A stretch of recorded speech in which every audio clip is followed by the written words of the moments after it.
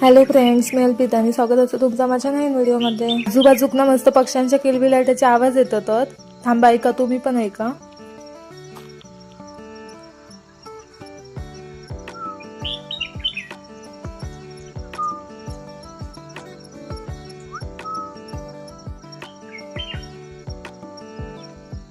असं पहाटेनं अर्धवट फुललेलं जास्वंदीचं फुल बघू खूप भारीच वाटतं.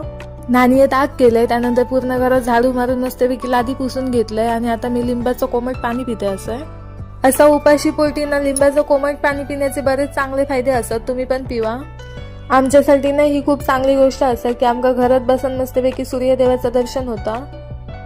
घरात ताजं पाणी भरलंय आणि दारासमोर रांगोळी पण काढून घेतलंय. चुलीत बघले तर निकारे पण होते, म्हटलं धूप पण दाखवूया घरात. असं गॅलनात तेल वतूक माका तर लय भीती वाटते, माझे हात लय थरथरतात. मग पहिला आधी दूध गरम करून घेते आणि मग जेवणाच्या तयारीत लागते पटकन.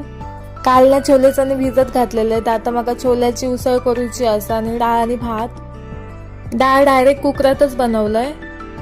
आजच्या जेवणात ना मी अजिबात खोबरा वापरूचे नाही आणि असं काय ना असं की आम्ही मालवणी असो कोकणातली असो म्हणून आमका कधीच असं जेवण चालत नाही. आम्ही असं पण कधी कधी जेवण बनवतो. रोज असं बिना खोबऱ्याचं जेवण आमका जमायचं नाही, पण कधीतरी असं चालतं. आता डाळ भात उसळ बनून झाली. छोल्याची उसळ असा तर म्हटले गव्हाच्या पिठाचे पुरिये पण बनवूया. पहिले आधी ना मी सगळे पुरिये लाटून घेतोय आणि त्यानंतर मग तळून काढीन. आता आपलं जेवण तयार असता, जेव केव्हा. तर मस्तपैकी जेवलंय, घरातली सगळी कामं बिमा केलंय आणि आता मी तळीवर येलंय. ही आमची तळी असा, म्हणजे आम्ही एका डुरको म्हणतो. तर असं काहीसो गेलो आजचा माझा दिवस. चला तर मग बाय बाय, भेटूया अशाच एका नवीन व्हिडिओमध्ये.